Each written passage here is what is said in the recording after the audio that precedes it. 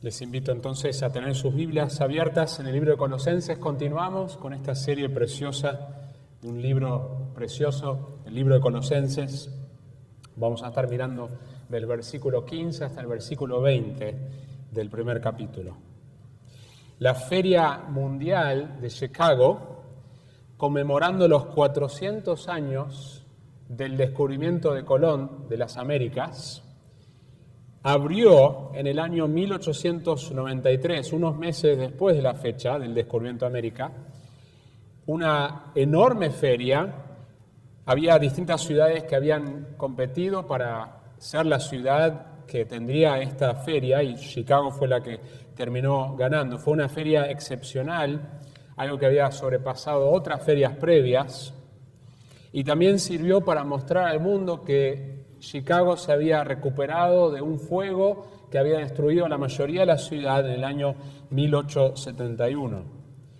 Llegaron 27 millones de personas a esta feria. Imagínense en aquel entonces, cuando no había autos, el transporte era más difícil, de 46 países distintos. La feria ocupó 690 hectáreas, casi 3 kilómetros cuadrados, y se construyeron edificios temporales, alrededor de 200 edificios que eran temporales para poder tener esta feria, que duraría 6 meses. La pieza central estaba en el Parque Jackson, donde había una pileta, una piscina grande con mucha agua, representando el viaje que Colón hizo para descubrir al mundo nuevo. Y uno de los lugares que se podía visitar en esta feria era el Parlamento Mundial de las Religiones, el Parlamento de las Religiones Mundiales, en donde todos los representativos de distintas religiones se iban a juntar y iban a proponer sus mejores argumentos de su religión, y la idea es que quizás podrían hasta inventar una religión nueva mundial. Dwight Moody, el evangelista, vio todo esto como una gran oportunidad para hacer evangelismo. Y lo que él hizo fue designar personas claves a través de toda la ciudad para poder compartir el evangelio. Los amigos de Moody querían que él confronte a este Parlamento Mundial de Religiones por el error que presentaba, pero él rehusó diciendo: voy a mostrar a Cristo tan atractivo que las personas van a querer volver hacia Él. Y fue así. La campaña de Chicago de 1893 es considerada como la mejor obra evangelística en la vida de Moody. Miles vinieron a recibir a Cristo como su Salvador. Lo que Pablo está haciendo al comienzo de esta carta, en el libro de Colosenses, antes de confrontar la falsa enseñanza que amenazaba a esta iglesia, es que él va a presentar lo glorioso, lo bello, lo increíble que es la persona de Jesucristo. La semana pasada lo que estuvimos viendo en los versículos de la oración de Pablo, vimos desde el versículo 9 hasta el versículo 14, y lo que aprendimos es que somos llamados a crecer en el conocimiento de la voluntad de Dios, pero también somos llamados a crecer en andar de una manera que es digna del Señor. Fueron los dos puntos. Y hoy lo que vamos a ver es básicamente el versículo 13 y 14, es una transición de esta oración que Pablo viene haciendo, y él termina dando 4 cosas específicas, 4 maneras específicas que podemos andar de una manera digna del Señor, y la última es que nosotros somos llamados a andar de una manera agradecida en nuestra vida cristiana, y después va a dar 4 razones de por qué debemos agradecer en nuestra vida cristiana, y ahí entonces va a entrar al Evangelio en el versículo 13 y 14. Y esos versículos son como una transición a lo que algunos consideran que es un himno. De hecho, es posible que Pablo también tomó algunas frases que ya existían en los himnos de la iglesia primitiva en este momento, del versículo 15 al versículo 20. Y estamos frente a un terreno sagrado en estos versículos. Difícilmente yo pueda hacerle justicia a proclamar, a mostrar la gloria de estos versículos. pero voy a intentar que el Señor me ayude. Vamos a inclinar nuestros rostros y pedir la ayuda de nuestro Dios. Padre, gracias por este pasaje que es realmente precioso. Oro para tu ayuda, para poder presentar, exponer, que es lo que vos llamás a quienes predicamos tu palabra a hacer, exponer el significado del pasaje, de tal manera que haya claridad, pero no solamente exponer, sino también a proclamar, a predicar, a anunciar de manera clara y de manera fuerte, no necesariamente en volumen, pero sí mostrando lo maravilloso que es el Evangelio revelado en las Escrituras. Así que yo te pido para que vos me ayudes a hacer eso en dependencia de tu Espíritu. En el nombre de Jesús. Amén. Bien, la idea principal de lo que vamos a ver hoy es que Jesucristo es supremo sobre toda la creación y sobre toda la creación nueva, sobre la nueva creación, y debe ser supremo, ya que Él es supremo sobre la creación y sobre la nueva creación debe ser supremo también en nuestra vida. Hay una palabra que me van a escuchar decir mucho, algunos que quizás han estudiado el libro de Colosenses van a asociar este libro con esta frase, la supremacía de Cristo, la supremacía de Cristo. Y es una palabra que no es que esa palabra en sí aparece en el texto bíblico, no aparece en todo el libro de Colosenses, pero es una palabra que resume mucho de lo que vamos a ver en el libro de Colosenses. Entonces creo que es importante que definamos esta palabra supremacía, porque la voy a usar, porque sí es una palabra cuyo concepto sí vemos en todo este libro, y es importante que entendamos a qué nos referimos cuando decimos que Jesucristo es supremo, a qué nos referimos cuando hablamos de la supremacía de Jesucristo. Quizás algunos hasta tengamos una connotación negativa de esta palabra, pero la palabra simplemente significa grado supremo en cualquier línea. Puede traducirse también, o mejor dicho, no traducirse, sino el significado es preeminencia, superioridad jerárquica que está arriba de todo, prioridad sobre una persona o una cosa que tiene el grado más alto o que no tiene superior de su especie. Y eso es lo que vamos a ver en todo el libro de Colosenses, que no hay nadie que esté por encima de la supremacía de Jesucristo, de la autoridad de Jesucristo. Nuestro Dios existe como un Dios trino y sí vemos una sujeción del Hijo a la autoridad del Padre, pero vemos que el Padre busca exaltar al Hijo. Y vamos a ver la centralidad de Jesucristo en todo este pasaje. Es más, dos autores, hablando de este pasaje, describieron lo siguiente. Un autor dice la presentación más razonada de la supremacía de Cristo en toda la Biblia. La presentación más razonada de la supremacía de Cristo en toda la Biblia. John MacArthur dice, de toda la enseñanza de la Biblia acerca de Jesucristo, nada es tan significante como este pasaje. Este pasaje dramático y poderoso remueve cualquier duda o confusión innecesaria sobre la verdadera identidad de Jesús.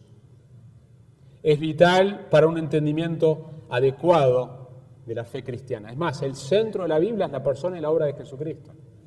La Biblia se trata acerca de la persona y la obra de Jesucristo. El Antiguo Testamento anticipa su persona. Los evangelios manifiestan Jesucristo caminando acá en la tierra. Hechos proclama la persona de Jesucristo con la iglesia primitiva. Las cartas explican teológicamente qué significa su persona y su obra. Y Apocalipsis vemos que Jesucristo regresa a esta tierra para reinar para siempre. Vemos una centralidad de Jesús. Jesús mismo dice que las Escrituras tratan de mí. Cuando está hablando con los dos hombres camino de Emaús, les muestra todo lo que la Escritura, todo lo que el Antiguo Testamento enseñaba acerca de Él. Pero en este pasaje de manera particular vamos a ver Jesucristo demostrado, exaltado de una manera increíble como ningún otro pasaje en la Biblia. Dos puntos que queremos observar. Número uno, Jesucristo es supremo sobre la creación. Jesucristo es supremo sobre la creación. Y lo vamos a ver en el versículo 15 hasta el versículo 17. Hay varias descripciones que el pasaje nos va a dar que demuestra que Jesucristo es supremo, está por encima, tiene la mayor autoridad sobre toda la creación. Lo primero que nos dice, versículo 15. Él es la imagen del Dios invisible. Dios es invisible. Dios no tiene un cuerpo. Dios habita en una luz inaccesible. Claramente vemos vez tras vez en la Escritura el énfasis que nadie puede ver a Dios. Moisés pide ver a Dios y Dios le dice, te permito que veas mi espalda, pero no puedes ver mi rostro porque si ves mi rostro vas a morir. Después el Evangelio de Juan nos dice que nadie ha visto a Dios, pero que Jesucristo lo ha revelado, lo ha mostrado, lo ha explicado, literalmente ha hecho un exégesis de Dios. Él es la imagen del Dios invisible. Ahí la palabra que tenemos en castellano para imagen traduce una palabra griega que es eikon, y suena parecida a una palabra que nosotros conocemos en español, eikon, ícono, porque esa palabra que tenemos en español que es ícono viene de esta palabra griega justamente. Y un icono representa algo, es una imagen, es una representación de algo que está detrás de ese ícono. En Hebreos 1:3, el texto nos dice, hablando de Jesucristo, Él es el resplandor de su gloria y la expresión o la representación, se puede traducir, exacta de su naturaleza. De hecho, esta palabra eikon la vemos también en otra literatura fuera de la Biblia, literatura griega. Por ejemplo, se ha encontrado un manuscrito donde un soldado antiguo dice, te mandé un pequeño retrato, y ahí usa la palabra eikon, de mí mismo, pintado por Euctemón, un pintor aparentemente. Y ahí está la misma palabra. Esta palabra eikon, Mateo 22:20, se usa para describir la imagen de César que está en la moneda. ¿Recuerdan el pasaje? ¿De quién es la imagen? Jesús dice. Es esa misma palabra. En Apocalipsis 13:14 se usa de la estatua del anticristo. Entonces la idea, mis hermanos, es que Jesucristo es la imagen, es la representación del Dios invisible. De hecho, sabemos que nosotros fuimos creados a la imagen de Dios. Pero nuestra imagen es distinta en dos maneras. Primero, que nuestra imagen ha sido dañada por el pecado. No somos lo que éramos en Adán y Eva antes del pecado. Ha sido corrompida, ha sido dañada, ha sido distorsionada. Nosotros no representamos correctamente a Dios por una imagen que ha sido afectada por el pecado. Queda algo de esa imagen porque tenemos personalidad, tenemos voluntad, tenemos emociones, cosas que sabemos que Dios tiene, pero es una imagen que está distorsionada por el pecado. La segunda cosa, que aún antes del pecado, esa imagen no era la misma manera que Jesucristo es la imagen, porque esa imagen no tenía alguna de las cualidades que Dios tiene. Nosotros nunca fuimos omniscientes, nunca fuimos alguien que conoce todo, que es todopoderoso, que es perfectamente sabio como lo es Jesucristo. Y la Biblia es clara que Jesucristo es una imagen en el sentido que es la representación exacta. Entonces, una manera de describir este concepto de que Jesús es la imagen del Dios invisible es que Jesús es tanto la representación como también la manifestación de Dios. Jesucristo es tanto la representación como la manifestación. Miren qué más dice el pasaje acerca de Jesús. Y la razón que Pablo está hablando de Jesús es porque lo último que él había dicho en el versículo 13 y 14, describiendo lo que Cristo ha hecho, lo que Dios ha hecho, de trasladarnos del dominio de la oscuridad y trasladarnos ¿a dónde? Al reino de su Hijo amado. Y entonces en el versículo 15 empieza a hablar sobre el Hijo amado. Lo próximo que vemos en el versículo 15 es que Él es el primogénito de toda creación. Él es el primogénito de toda la creación. Desde los arianos del tercer siglo, que eran un grupo hereje que dudaban, cuestionaban, negaban la deidad de Jesucristo, que Jesucristo es Dios, hasta los testigos de Jehová de hoy, o cualquiera que ha intentado negar la deidad de Cristo, ha buscado fundamento en este versículo. Que contrario, porque lo que vamos a ver después es que el pasaje es tan claro, la deidad de Jesús. Pero la idea que se ha intentado decir es que el primogénito significa el primero que nació, y por lo tanto Jesús es parte de la creación y por lo tanto Jesús no es Dios. Es más, si agarras una Biblia de Testigos de Jehová y lees lo que sigue, cuando dice que Cristo creó todas las cosas, en el versículo 16, porque en Él fueron creadas todas las cosas. Si vos lo agarrás, lo podés buscar en internet, Biblia de los Testigos de Jehová, y lo buscás, vas a encontrar que dice, porque en Él fueron creadas todas las demás cosas, porque Él es parte de la creación.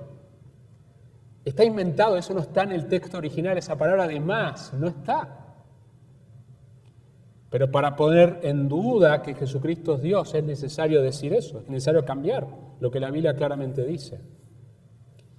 El punto es que la palabra original que se usa acá, protótokos, normalmente se refiere a la posición o al rango. Sí se puede traducir y a veces se traduce como, de hecho con Jesús mismo, cuando habla de que Él es el primogénito de María, se traduce como el primero que nació y es una de las maneras que la palabra es usada. Pero normalmente el sentido de la palabra tiene que ver con posición o rango. Un diccionario lo describe esta palabra como algo que existe antes de la creación o que existe antes de que cualquier cosa haya sido creada. De hecho, Dios llama a Israel el primogénito de Dios, a pesar de que no es la primera nación en existir.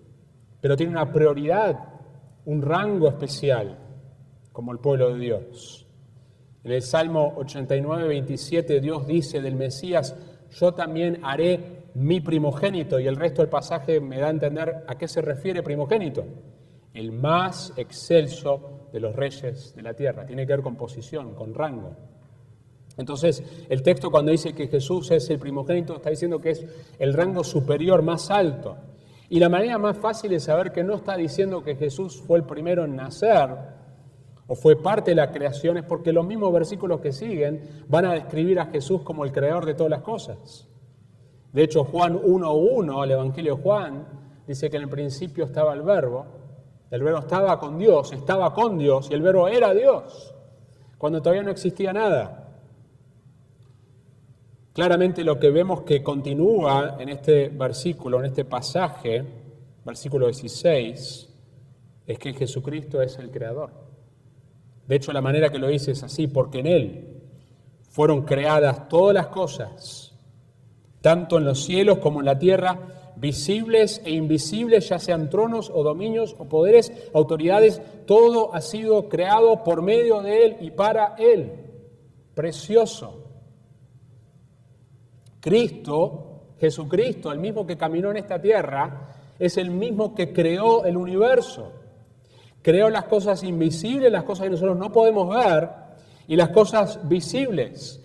Creó la jerarquía que existe en el mundo angelical, que Pablo está describiendo acá. Habla de 4 palabras distintas, describiendo una jerarquía que existe, que vemos en otros pasajes, como el libro de Daniel, que hay una jerarquía de ángeles más poderosos, demonios más poderosos, y Él es el creador de todo, los seres angelicales, los buenos y los malos. Y para la herejía colosense, que enfatizaba que había como rangos de ángeles que uno podía acceder, más espiritualidad y más conocimiento, y había adoración de ángeles, Pablo aclara que Jesucristo los creó a todos. Y Él es el primogénito por eso mismo, porque es el creador. Es interesante que Pablo dice que todo fue creado en Él, por medio de Él y para Él. Porque los filósofos griegos habían enseñado que todas las cosas, todas, necesitaban una causa primaria, una causa instrumental y una causa final. La causa primaria es el plan, la causa instrumental, el poder, la manera que se logra, y la causa final es el propósito, para qué fue creado. Y cuando se trata de la creación, lo que este pasaje nos está diciendo es que Jesucristo es la causa primaria, es decir, Él planeó esta creación entera, Él es la causa instrumental, Él la hizo, el Padre lo hizo a través de su Hijo, y Él es la causa final, que es la razón que todo el universo existe, que vos existís, que esas sillas existen, que el planeta Tierra existe, que el universo existe, es para Jesucristo. Mis hermanos, quiero detenerme un minuto sobre este punto. Esto es increíble. Que nuestro Salvador personal, es el creador de todas las cosas, todo. Y no solamente es el creador, sino que Él, todas las cosas fueron creadas para Él, existen para Él, aún las cosas malignas tendrán su propósito para Él.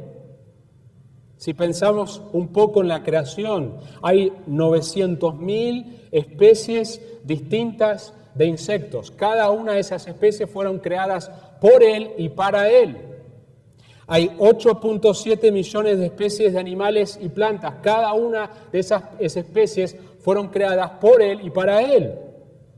Si pensamos en el tamaño del Sol, ustedes saben que entra 1.3 millones de planetas como el tamaño nuestro adentro del Sol, y eso fue creado por Jesucristo y para Él.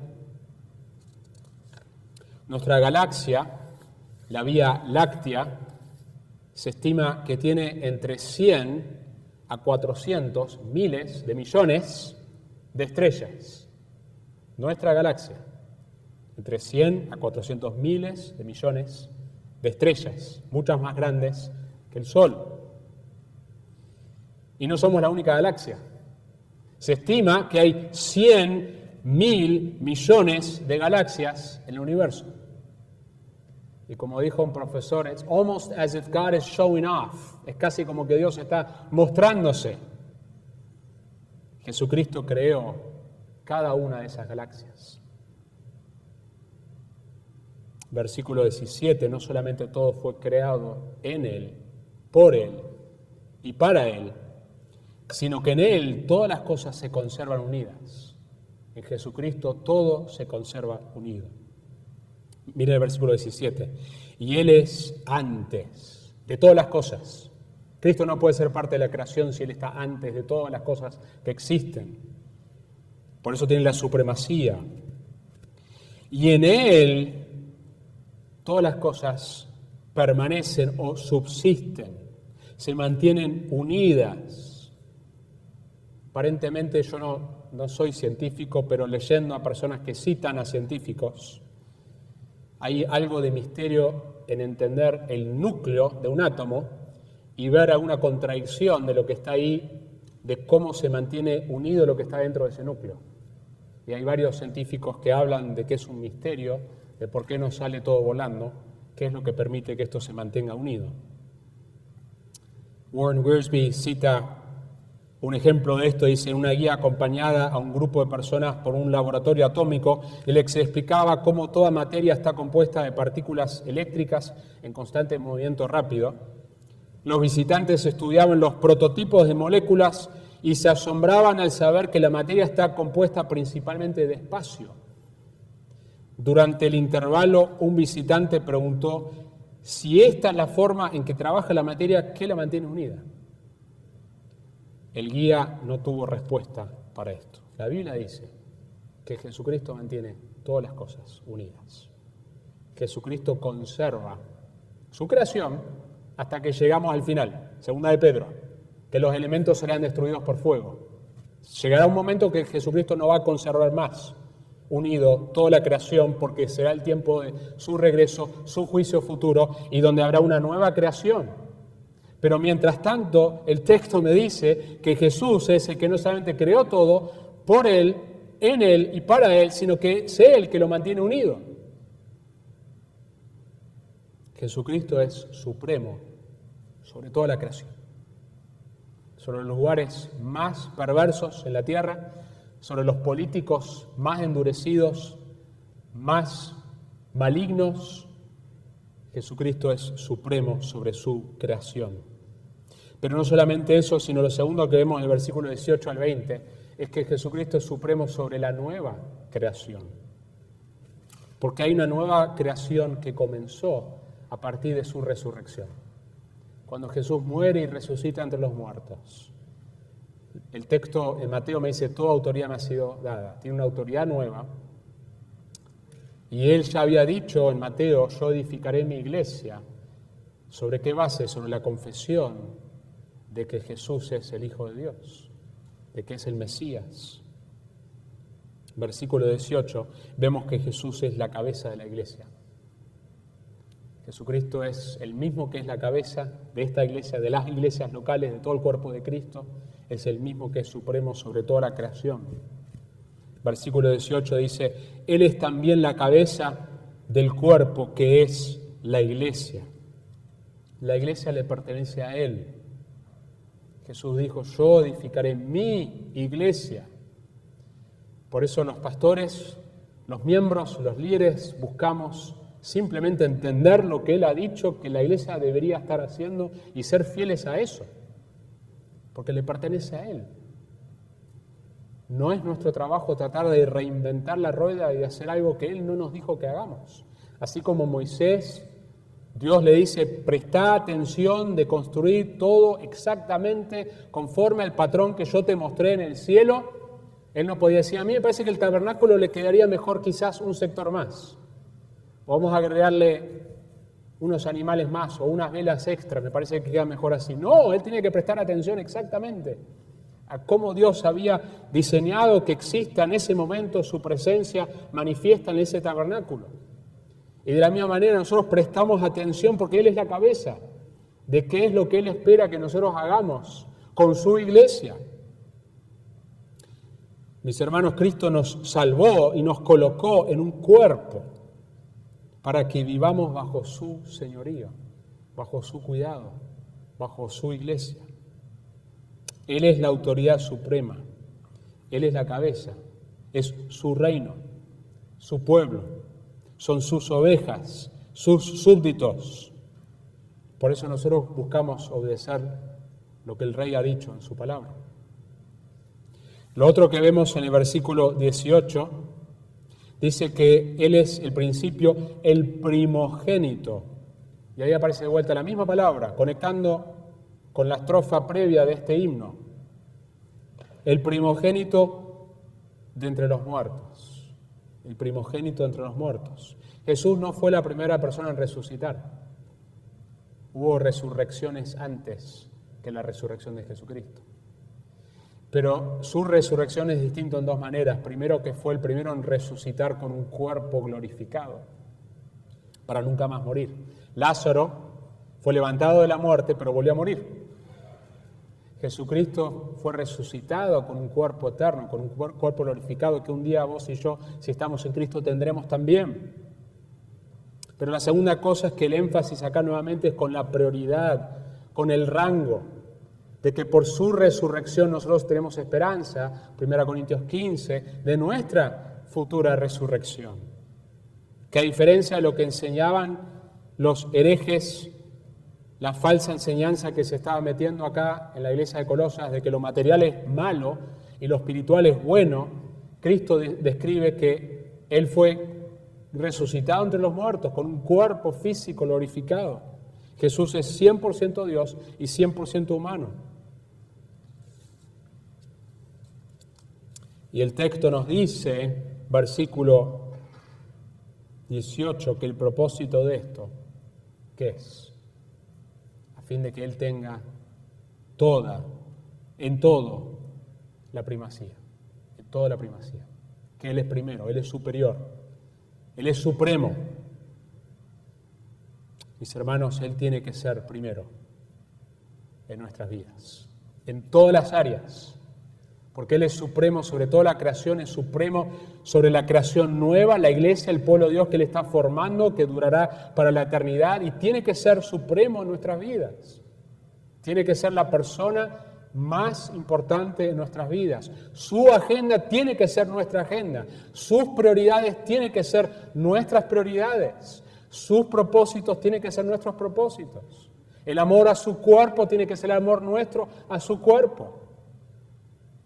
¿Es primero Jesucristo en tu vida? ¿Realmente es primero en tu vida? Porque todo el libro de Colosenses va a avanzar a llegar a cosas muy específicas. Cuando llegamos al capítulo 4 vamos a mirar cómo el esposo debe tratar a su esposa, cómo la esposa debe tratar a su esposo, cómo los padres deben tratar a sus hijos, cómo los hijos deben tratar a sus padres, cómo debe ser mi relación en el trabajo. Pero Pablo pone un fundamento previo a todo esto. no es simplemente una lista de cosas que nosotros debemos hacer como esposos, como esposas, como empleados y portarnos bien como cristianos, sino es ver la gloria de Dios y la gloria de Cristo y responder a eso. Y después eso se tiene que ver en todas las áreas. Versículo 19 dice, porque agradó al Padre que en Él, en Cristo, habitara toda la plenitud. Nuevamente está usando una palabra, pleroma, que los colosenses habían escuchado de este pre-gnosticismo, esta falsa enseñanza, que hablaba de una manera de escalar conocimiento místico y obtener esta plenitud. Y Pablo dice, toda la plenitud está en la persona de Cristo, no busques en otro lado. Nosotros tenemos variaciones de esto en el mundo evangélico, donde vos tenés que experimentar ciertas cosas para recién ahí ser más espiritual o sentir que tenés una conexión con Dios y no saber que toda la plenitud habita en Jesucristo. El único lugar que nosotros tenemos que buscar es en la persona de Jesucristo revelada en las Escrituras. Porque el mismo Espíritu de Dios lo que busca hacer es mostrar atención y glorificar a su Hijo. La manera que podemos saber que el Espíritu de Dios está obrando es porque hay una centralidad en la persona de Jesucristo. Porque el Espíritu de Dios, el Espíritu Santo, lo que busca es traer gloria al Hijo, a Jesucristo.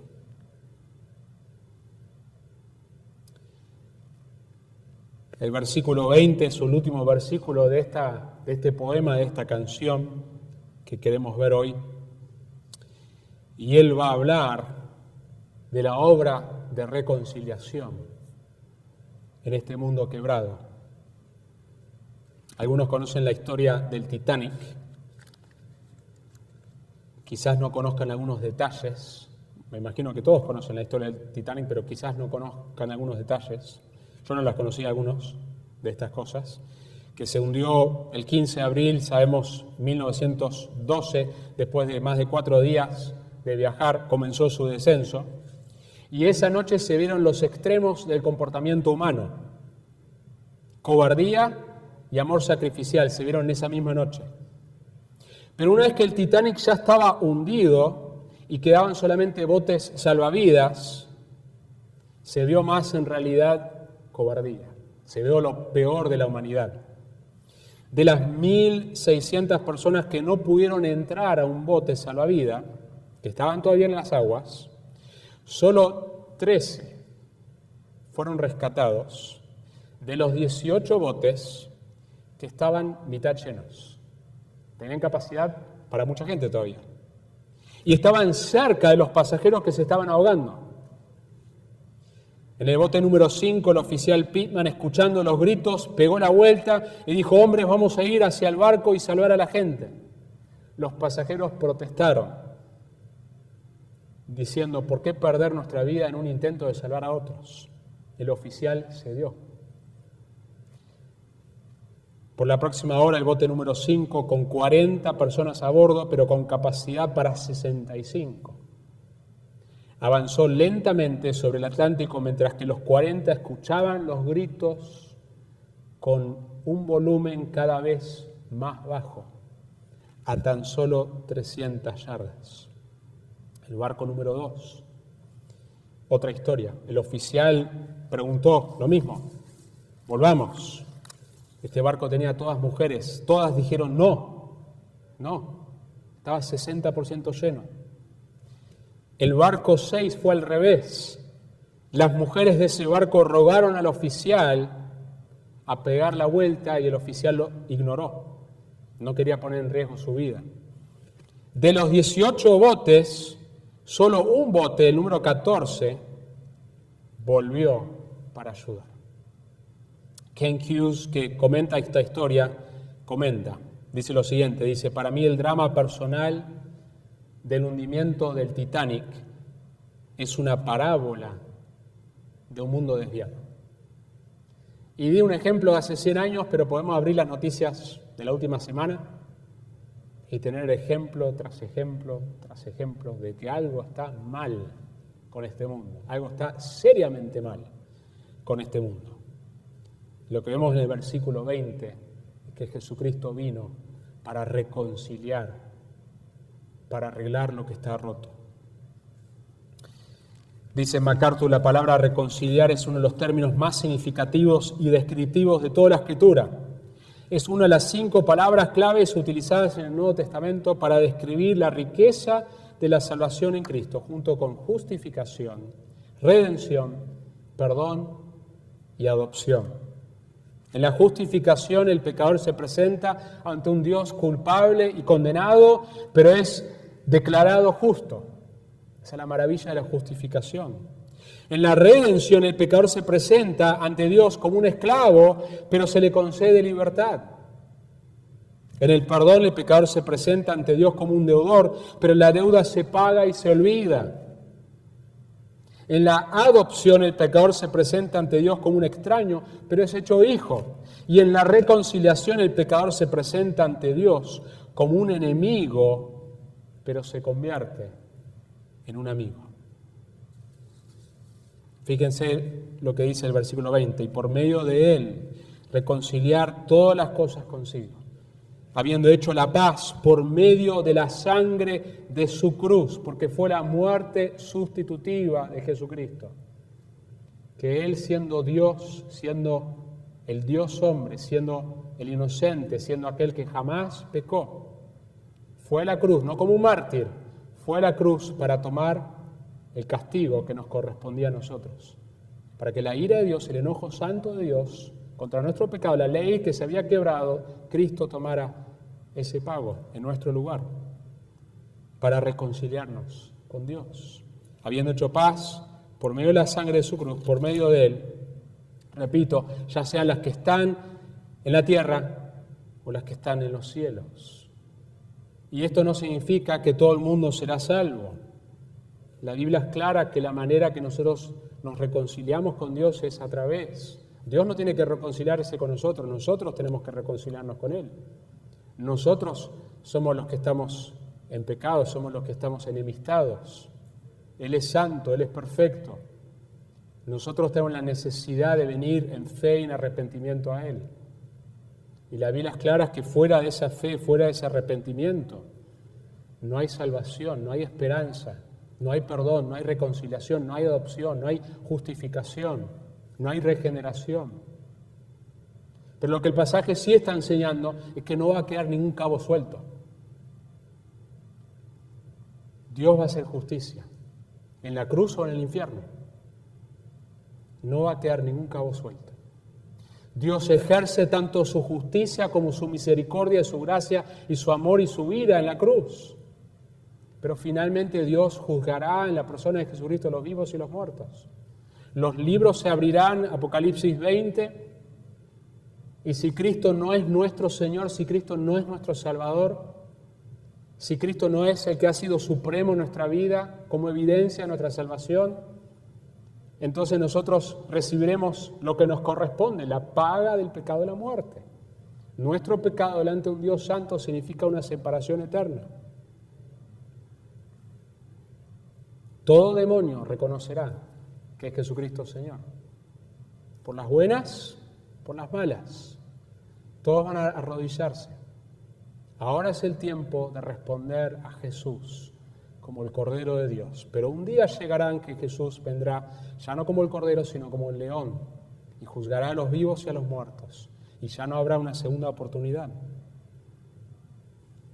Lo que el pasaje me está enseñando es que Jesús vino para que nosotros tengamos una esperanza, tengamos un perdón, y vino para crear una nueva creación, una nueva humanidad, para que un día finalmente todas las cosas estén en paz. Y esa paz será para siempre para aquellos que estamos en Él, y esa falta de paz será para siempre para aquellos que no lo tenemos como nuestro Salvador y Señor. Mis hermanos, Jesucristo es supremo sobre toda la creación, y Él es supremo sobre la nueva creación, y debe ser supremo sobre la totalidad de nuestra vida. Cada día nosotros debemos anhelar que Cristo, su señorío, se manifieste sobre más áreas de nuestra vida. ¿Es primero Jesucristo en tu vida? Oramos. Padre, gracias por este pasaje tan precioso, tan glorioso. Señor, nos maravillamos que nuestro Salvador, que nosotros conocemos a través de la fe, el mensaje del Evangelio, las buenas noticias, porque son buenas noticias de lo que vos nos has ofrecido, que ese Salvador con quien nosotros tenemos intimidad es el mismo que creó los cielos y la tierra, es el mismo que todas las cosas son creadas, fueron creadas para Él. Así que queremos reconocer en esta tarde, terminando nuestro culto, tu grandeza, tu supremacía.